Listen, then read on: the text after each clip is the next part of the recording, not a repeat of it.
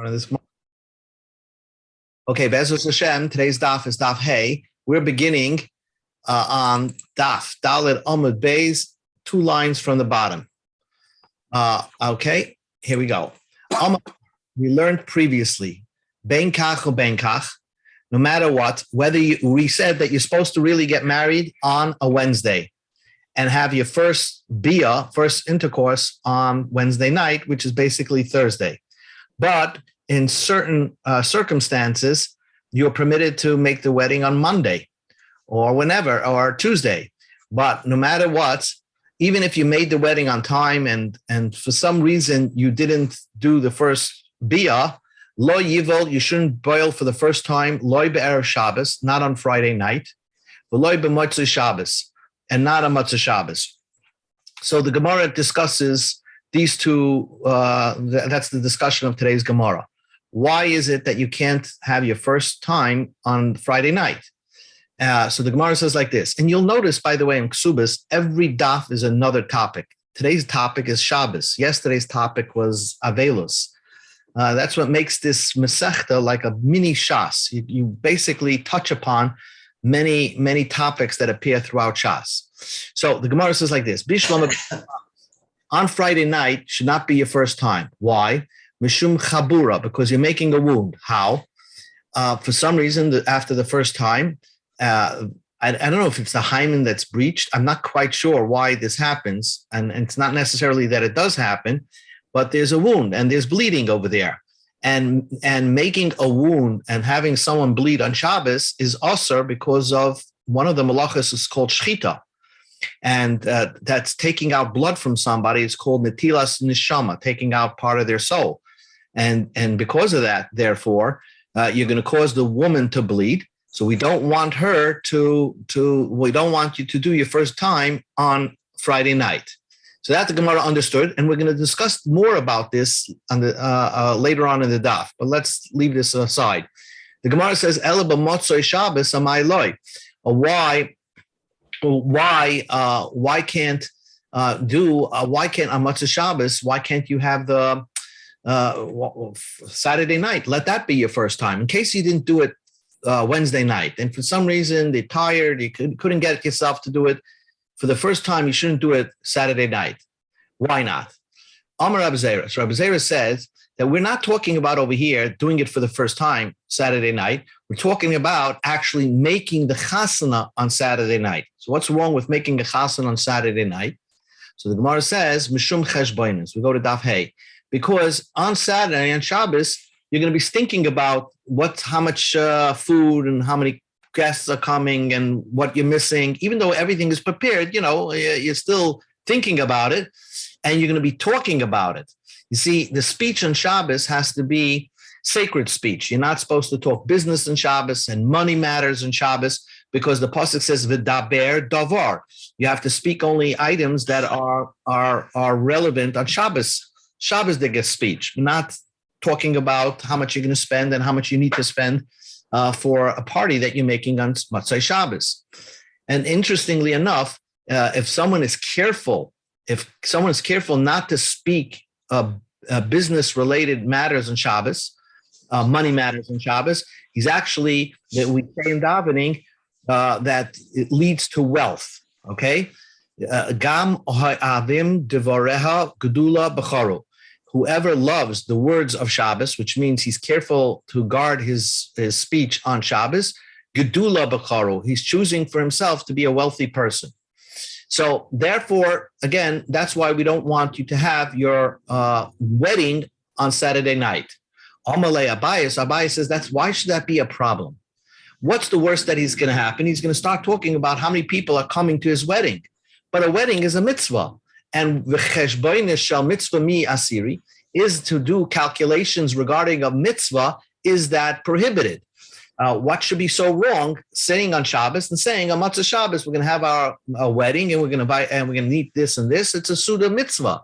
Is that prohibited? Rav Chisda, Rav Amnuna, the Amrei Tavayu, Rav Chisda and Rav Amnuna both said cheshboinus shel mitzvah mutar lechashman b'Shabbos.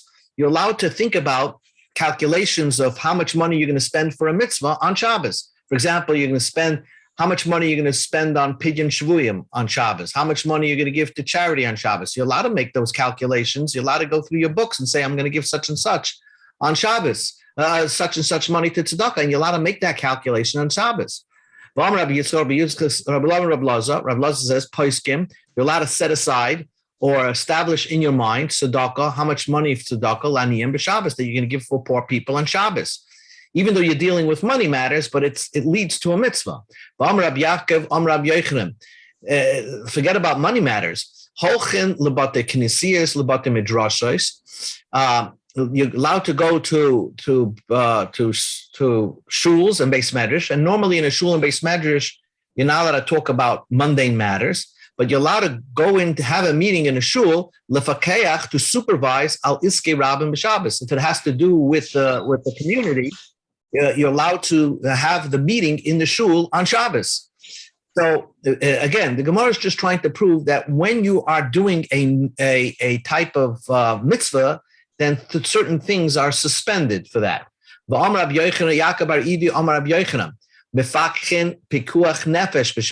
allowed to supervise how you're going to save a life on Shabbos. Strategize how you're going to organize Hatzalah on Shabbos or something like that. You're allowed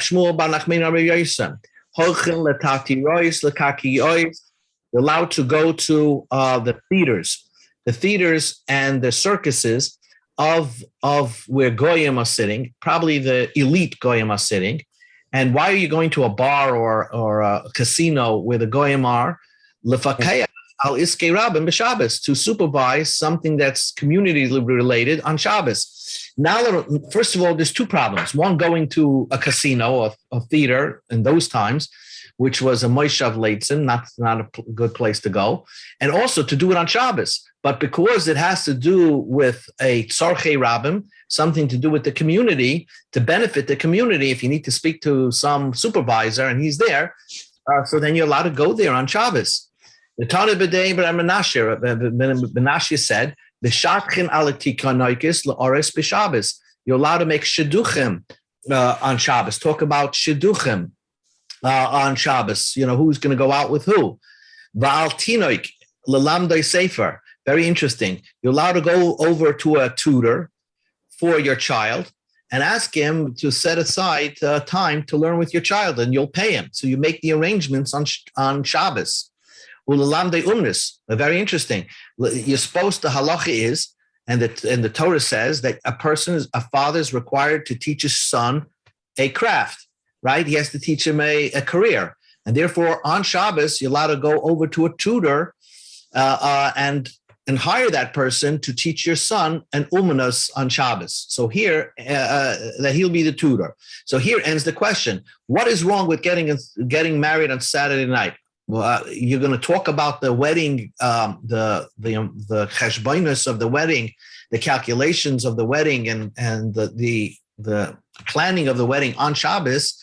That's a mitzvah. It's conversations regarding a mitzvah. Elamar Reb Zera has another reason. The reason why we don't get married on Motzei Shabbos, Gzeira Shem Yishchar Ben Oif.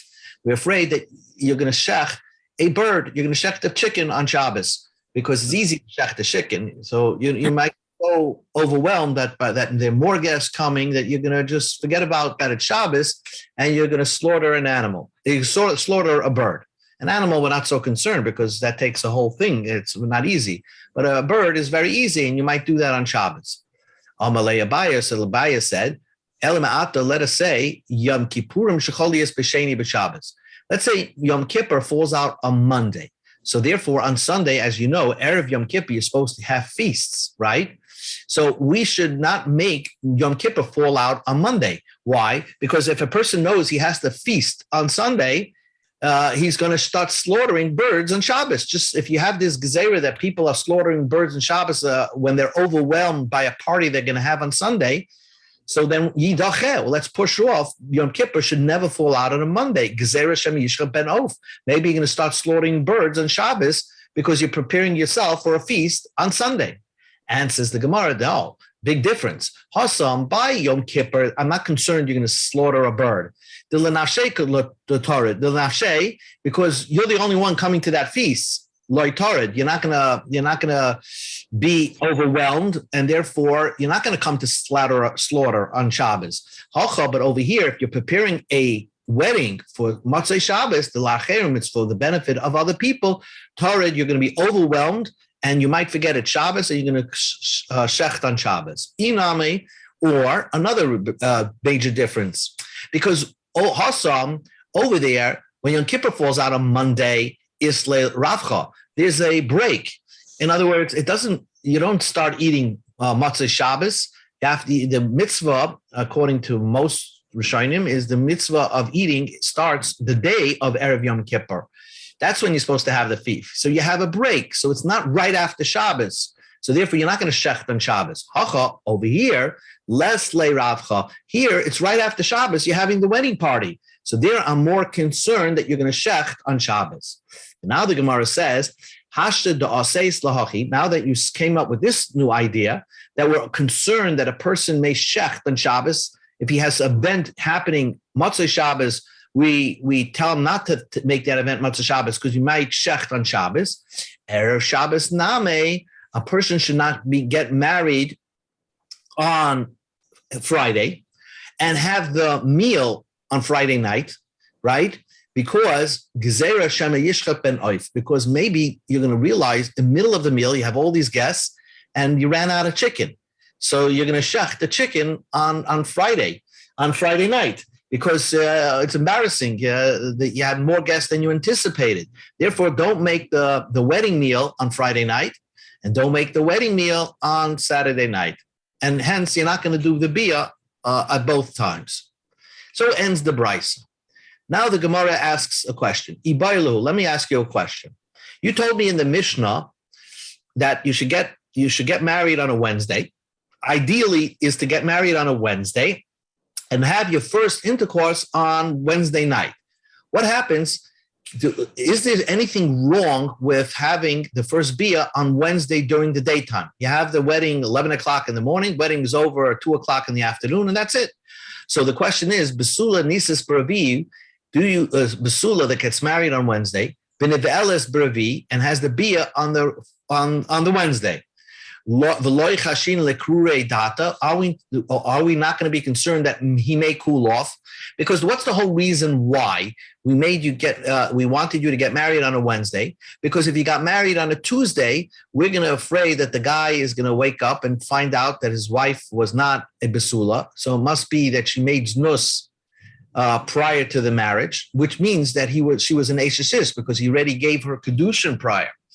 And he's going to be lazy about if the courts are not open the next day after the marriage, then he's going to cool off and not come to Bezdin. And it could be that his wife is usher to him. So therefore, we made you get married on a Wednesday. So tomorrow on Thursday, if there's a problem, you're going to right away run to Bezdin and say, hey, Bezdin, I didn't see any blood. My wife may not be a basula. I think she may have done znus. So that's what we wanted, that option be available to somebody. So if he does bia on Wednesday, are we not concerned that he may cool off and not come to the Bezdin on Thursday? Or Dilma, maybe besula nisis brevi b'nevelas b'chamishi. We purposely wanted you to get married on a Wednesday and have the bia on Thursday, which means Wednesday night.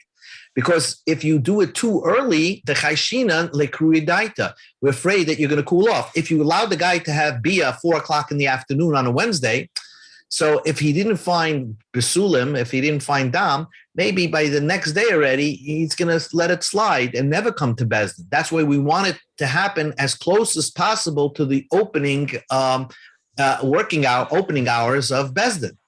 So therefore, the question is, can you do bia on Wednesday during the daytime? Tashema, come in here. The Tani Bar Kapar taught, Besula Nisis Bravi, Besula gets married on Wednesday, Vinib Elis Bechamishi, and we want you to have the bia on the Wednesday night. Why? Not because you're going to cool off, but Hoyel Venemra by Bracha Ledagim. There's something about having bia on a Wednesday night, because Wednesday night, God, on Thursday, basically, which is Thursday, Wednesday night is Thursday, God created the fish and gave a special blessing to fish to fish that they should be fruitful and multiply and everything and they should be fruitful and multiply, and therefore you want to have the first bia of fish on Wednesday night. Almana, says the Brisa, nisis b'chamishi v'nevelas b'shishi. An almana gets married on a Thursday, and she should have the first relations with her husband on Thursday night.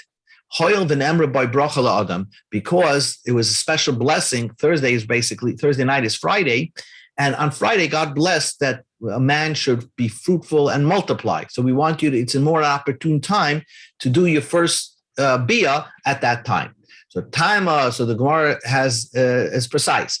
It makes a diak. Tama mishum bracha. The whole reason why the Brisa says you should do it at nighttime, Wednesday night, is because you want a blessing. But to cool off, we're not afraid the guy is going to cool off. It's just one day. So if a person, let's say, says, I don't care about bracha, I just want to have relations with my wife right after my marriage. So if he gets married on Wednesday, technically he can do bia Wednesday afternoon, because I'm not concerned that he's going to let it slide if he doesn't find besulim by his wife, because the courts are open on Thursday morning. So the Gemara asks the question on this Brisa. The Brisa says that almana should do bia on Thursday night, which is Friday. Why shouldn't the almana do bia on Thursday? Because Thursday also has a bracha, because God blessed fish to be fruitful and multiply on Thursday. That's the Gemara's question. Why does almana, when she gets married on Thursday, should wait till Thursday night to do her first bia? She should do it on Thursday during the daytime. Since the Torah gives a blessing to fish on Thursday, and says on Wednesday, and says the Gemara, we wanted her to do the bia on Thursday night because Thursday night is Friday. Bracha da'adam adifale. There was a better blessing given by God for humans, specifically for humans, and more appropriate for a human that's doing bia for the first time on Friday, Thursday night, which is Friday. Therefore, an almana that gets married on Thursday, we request from her to hold off doing bia till Thursday night. The inami, another reason is mishum shaktu. The Chazal wanted to take care of and very concerned about an almana. You see, an almana doesn't have sheva brachas. Technically speaking, if an almana got married on Thursday, you're not allowed to do the chassan, the groom can't go to work. But technically, the day after, he can go to work, because there's only one day, we'll call it sheva brachas. But after that, the next day he can go to work. So the Tanya, we learned in the Brisa. Why did we say an almana gets married on Thursday and do the first bia on Thursday night? If you're going to tell me that she should do bia on Thursday afternoon, she gets married on Thursday, and the almana should do bia on Thursday afternoon. So what's going to happen? Lamacha, Friday morning, the groom, the chassan, mashkem lu'uma nasa, he's going to get up and go to work. And that's not a good way to start off your marriage. It's the next day after the marriage, he's going to work. Chachamim took care of and to make a rule for Jewish girls that this shouldn't happen. So therefore, if he will do bia on Thursday night already, so he'll stick around because he just did bia the night before, so he won't go to work on Friday. So Memele, he'll take off 3 days. He'll take off the day of the wedding, the day of the bia, which is Thursday night, Friday, and Shabbos you don't work anyway. For almana, at least, if you're marrying a widow, you should have at least 3 days of happiness with her, and that you don't go to work. Chamisha b'Shabbos, Thursday, Erev Shabbos, Friday, b'Shabbos, and on Shabbos. Now, so the Gemara just gave you 2 reasons why you should have bia. An almana should have her first bia on Thursday night. One reason is because we want you to have a bracha. The bracha of Adam, written by Brias Olam, was said on Friday. God gave a special blessing to man on Friday to be fruitful. And another reason we should do the bia on Thursday night is so that the man should not go to work. So the Gemara asks, Ma'ika, is there a difference between brain bracha l'shakta, between these two reasons? Where one, give me a scenario where one reason will apply and not the other. Ika benaya odam batel. A guy who's unemployed, he's in between jobs. So that person, technically, if he's not concerned about bracha, he could do the bia on Thursday afternoon, and because he's not going to work anyway Friday, he's unemployed. But because we say that you get a special bracha doing the bia on Thursday night, then even such a person should wait till Thursday night to do the bia. Inami, another case, Yom Tiv Shcholias Bar Shabbos. If it's Yom Tiv on Friday, so nobody's going to work. So that's similar to an Adam Bato. So if Yom Tiv turns out on Friday and you got married on Thursday, so if the only reason was Shaktu, then you can do bia on Thursday afternoon. Because you're not going to work anyway Friday and Shabbos. So you're off for 3 days. But if the reason is for bracha, that you want a special bracha, even if Yom Tov comes out on Friday, you should wait till Thursday night to do the bia. Okay, new Gemara. Since we mentioned something about bar kapara, the Gemara mentions another two things about bar kapara. Darsh bar kapara. Bar kapara gave a speech. He said,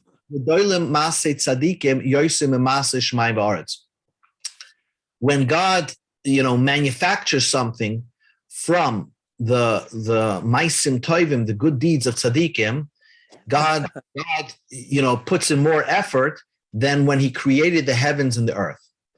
Listen, the ilu b'maseh shmayim ba'aretz, when God created the heavens and the earth, he used only one hand. The pasuk says, af yodi yosta aretz, my one hand founded the planet earth, v'mini tipcha shamayim, and my right hand span the whole, universe, the whole heavens. So God only used one hand. But with the result, God has to do something because of the good deeds of tzaddikim. God will use two hands. Ksiv, Hashem, Migdash Hashem, Koininu Yadecha. The third base of Migdash, so to speak, is built by God's two hands. Who is building the third base of Migdash? The good deeds of tzaddikim. And God, as a result of the good deeds of tzaddikim, is actually using his two hands to bring something about with them. So therefore, that's why, so to speak, God puts more effort in doing as a result of the good deeds of tzaddikim. He actually needs to use both hands. So the Gemara asks two questions. Did God create the universe with one hand or two hands? There was one Babylonian, and his name was Rab Chia. He said, I have a pasuk that says, "V'yabeshes," the dry land of earth, Yadav Yitzaru, God's both hands formed them. So we see that even when the psukim relate to planet Earth, it said God used two hands. And says the Gemara, Yodoi Ksiv. It says his hand, he used one hand. There's a Kri and a Ksiv. It's the way it's vocalized and it's the way it's written. So it's vocalized, it's written as singular. Vaksiv Yotsaru, but God used, he formed it in with his plural. The word Yotsaru means a plural way of forming it. So it seems to imply that God used two hands to form the earth.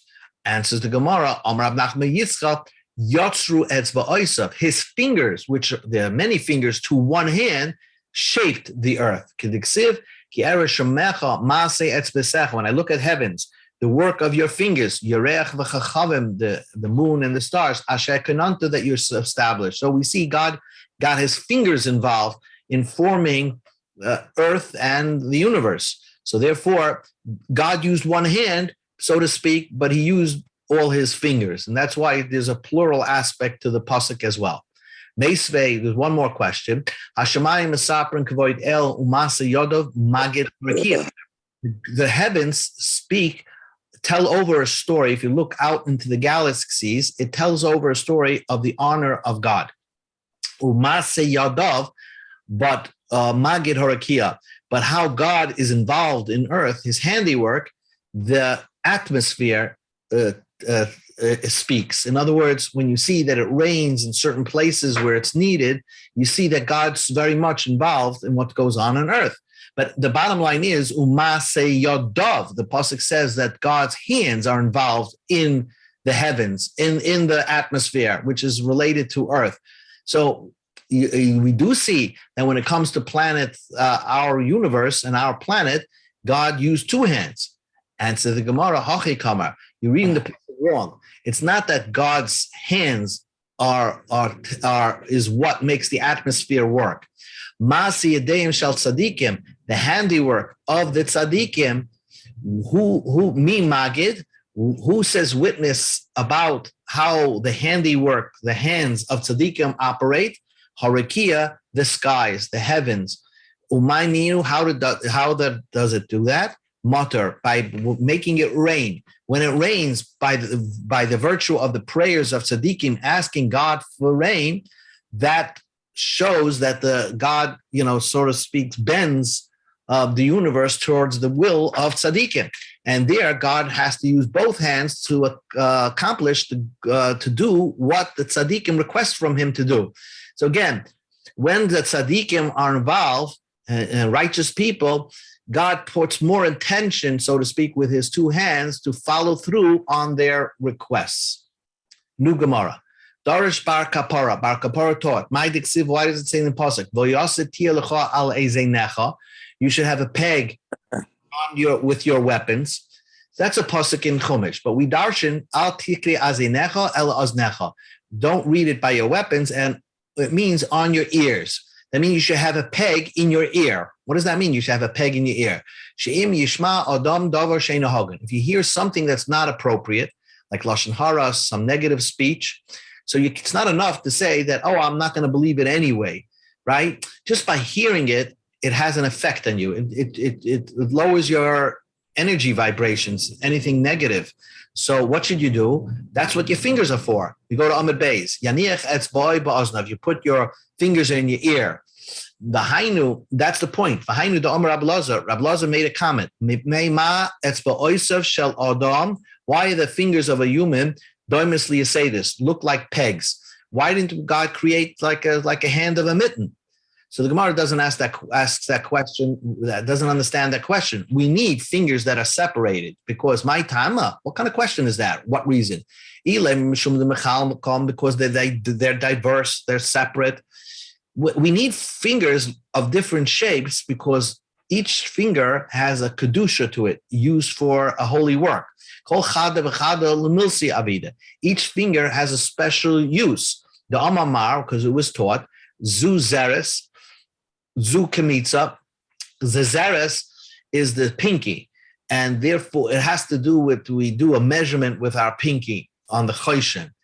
Zu Kemitza, the ring finger is used for the Kemitza because they would like scoop up the flour to make a Kemitza of the flour and oil that was used to be thrown on the Mizbeach.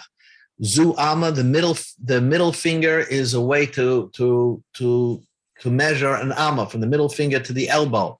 Zu Etzba, the finger itself, was used to spray the blood on the Mizbeach.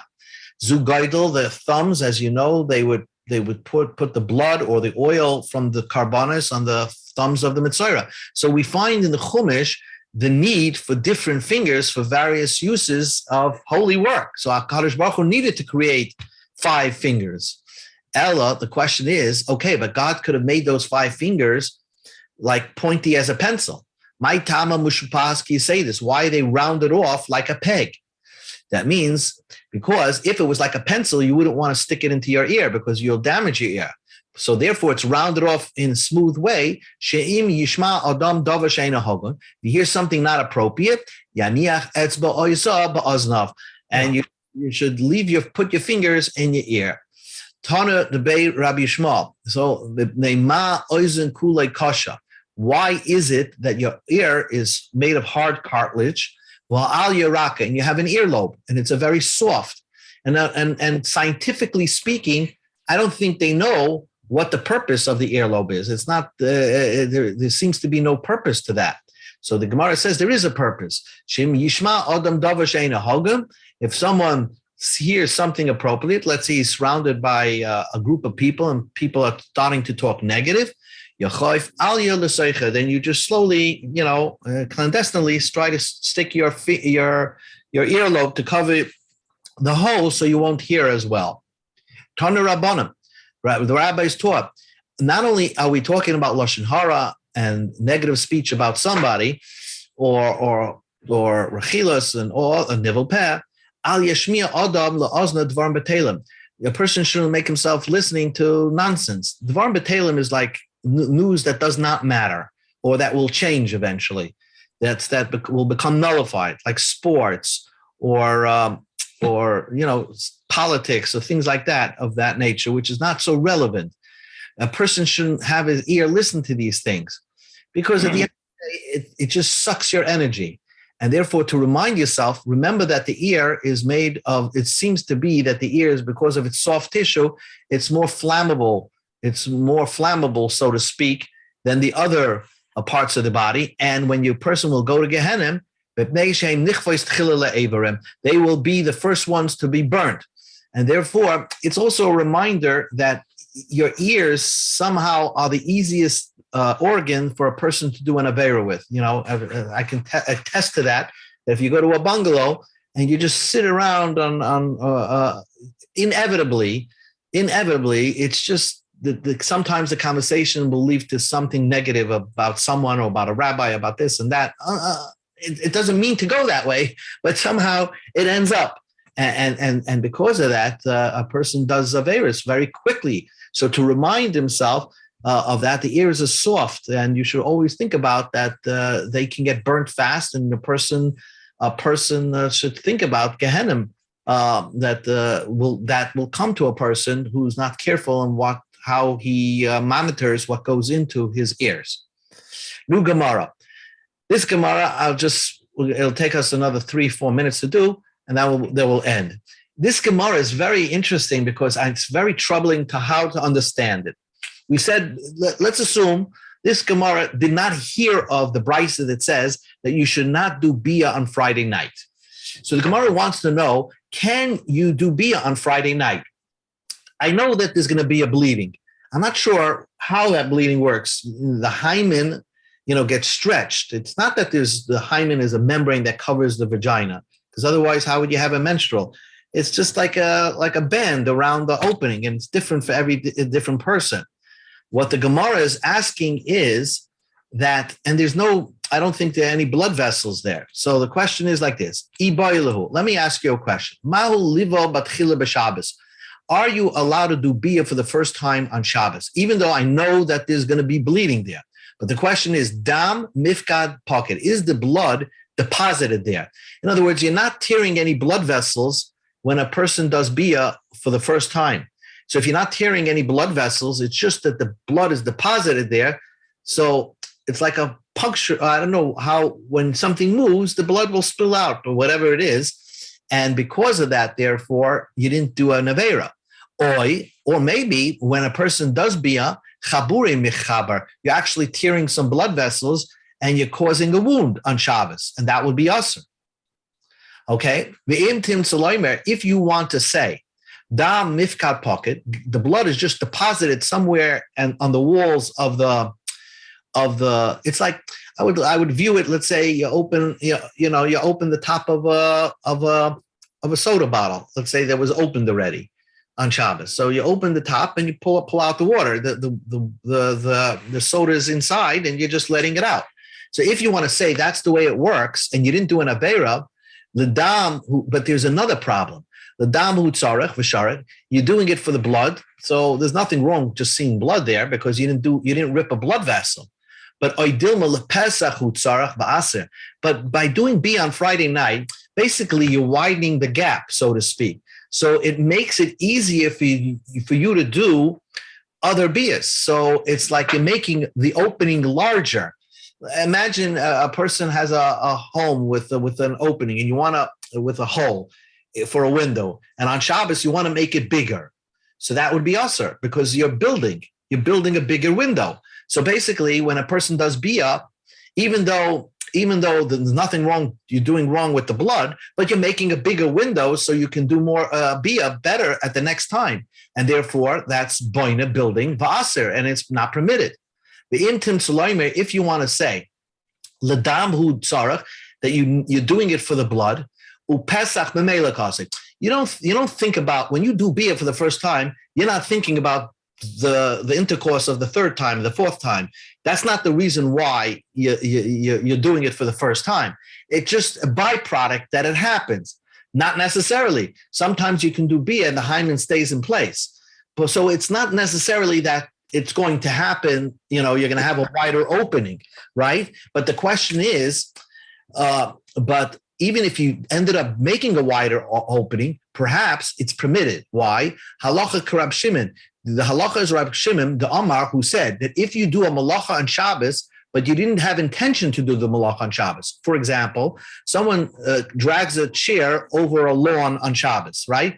And you're not sure, but sometimes you could potentially make a groove in the ground, which is like plowing, but not necessarily. And so, but that's not your intention. Your intention is to bring a lawn chair to the other side of the backyard.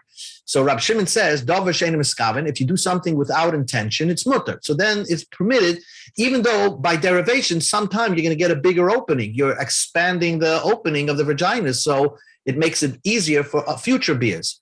Or maybe halacha Rabbi Yehuda, the Amar, who said, Davar she'eino miskaven, also that if you do something unintentionally, it's still asar. The intim saloime, if you want to say halacha Rabbi Yehuda, that the halacha is Rabbi Yehuda, that it's asar, because at the end of the day, if you did something that's also, even if that wasn't your intention, Rabbi Yehuda holds, he would hold that you can't schlep a lawn chair across a lawn on Shabbos, because perhaps you'll make a furrow, even though you don't want it, but still he holds it's asar. But here, Rabbi Yehuda will perhaps permit it, because mekalkel hu eitzel Pesach, you're destroying the opening, because why is it a mekalkel? Because you're turning this besula into a beula, and you're making her, it's like a destructive manner, because she's now, so to speak, less worth, so to speak, and therefore that's called a destructive thing. And even Rabbi Yehuda holds when you do something destructive in Shabbos, it's not, you're not chayiv. Or perhaps you're doing something beneficial, because now you can do future bias. It will be much easier to do future bias. So is that a destructive thing you're doing, or a productive thing that you're doing? One more line. So this was the version that learned that when the dam, the blood that's by the vagina there, by the hymen, is deposited there. And you're not ripping any blood vessels. But others say, the intim tzoloime, if you want to say dam chaburi michaber, the blood is, you're ripping blood vessels, and therefore it should be asar, but maybe not. Because you're ripping blood vessels and you want to see blood there when you do bia v'asar, that makes it asar. You don't care so much about the blood. You're just doing it to derive your own benefit from the bia with your wife. So it's permitted. That you're doing it for your own benefit. The blood is a byproduct. Not necessarily you'll always see blood. Halacha Rabbi Yehuda is the halacha like Rabbi Yehuda, who says that no matter what, even if that wasn't your intention, but at the end of the day, you rip the blood vessel, and therefore it's asar. Or halacha Rab Shimon, or maybe the halacha is like Rab Shimon that holds davar she'eino miskaven. If that's not your intention, it's permitted, because that's not your intention. And so I even if you rip the blood vessel, your point is to do bia with your wife. You don't care to rip a blood vessel. The intim saloima halacha Rabbi Yehuda, if you want to say it's asar because you want to say the halacha is Rabbi Yehuda, mekalka bechabura. Are you doing something destructive? And Rabbi Yehuda will hold that if you do something destructive, you're potter, or misaken b'chabur, or you're doing something constructive. Even if you're doing something destructive, but b'mekalka halacha Rabbi Yehuda, or we go to the top of the page, or halacha Rabbi Shimon. There's another machlokes that says that Rabbi Shimon although Rabbi Shimon is usually the lenient one, Rabbi Shimon holds that when it comes to doing a wound, anything blood-related, ripping blood vessels, even if it's in destructive manner, you'll still be chayav. And therefore, would the halacha be like Rabbi Huda, and it's, at the end of the day, you did something destructive, and therefore you'll be potter? Or is the halacha like Rabbi Shimon, who holds that mechalkel bechabura, as Rashi says, if you do something destructive, wounding somebody, he would hold that it's usher. This is my understanding of this Gemara. It's very difficult, Gemara, to how to understand the blood somehow when someone breaks a hymen. The idea that blood is stagnated, deposited in the hymen, I don't know about that. Blood circulates unless you're having a blood clot and the blood is stuck there. But when you're tearing the hymen may have tiny blood vessels, but it's certainly attached to other areas in that area, and that causes blood vessels to tear. Maybe a tiny blood vessel. So you are causing an injury. That's the Gemara's question is it, let's say, like a wart? A person has wart that has pus there. So the pus is just deposited there. Right. So the Gemara's question is the blood by the hymen deposited there? Because apparently, I think the Gemara knew that it's like a membrane. There's very little blood vessels there. So it could be that it's just deposited there, and that's why there's no isser for it on Shabbos. Or I'm not sure. It's very hard for me to understand it. I'm not a gynecologist, so I don't know. I don't know how. I know, Bernard, just from a physician's point of view, the hymen is actually a thin membrane, is attached and covering, depending on the person, it is covering the opening of the vagina. Not okay, and it does have blood vessels in it. It could unfortunately be disrupted from trauma, during a girl's life, even before she has intercourse. But it does actually have blood vessels. It's very thin. And again, it's very different, like you said, in different people. It could be just a little piece, or it could be covering. In fact, they thought for a while, science did, that the hymen was there actually to have less problems from an infectious point of view, to keep bacteria, for a young girl. But it is actually a membrane there. There is blood vessels in there. So what causes what causes the bleeding? Because you're ripping the blood vessels. Yeah, you're tearing the membrane, and when you're tearing the membrane, you have tiny blood vessels in there, and that's causing the blood. Yeah, that makes sense on that part. Dam chaburi michaber, but the Gemara wanted to say also that maybe dam mifkat pikid. Maybe it's deposited there. There's not ripping blood vessels, but it's just somehow just there. I don't know. That part I don't understand. I can tell you just from an anatomical point of view, it is a thin membrane. It is different in a lot of people, like you said, because of the trauma. They were talking about, like, for instance, there are women that didn't ride side saddle and in the West, and they rode like a regular man, and the up and down action would cause trauma to the hymen. But it is actually a tear, that causes that bleeding. Right. So it's very that's what it is. It covers the opening, and again, it's different in a lot of in different girls. Right. You sound like a doctor, Sheldon. Yes. Oh, he is? Yeah. Yes, he is. I did practice, yes, and. Oh wow! So we got an anatomy lesson tonight. Okay, so we're going to get more because the Gemara continues on this subject. So I don't know. We'll see where it leads to tomorrow, Be'ezus Hashem. What's your specialty, Sheldon, if I may ask? Well, when I did practice,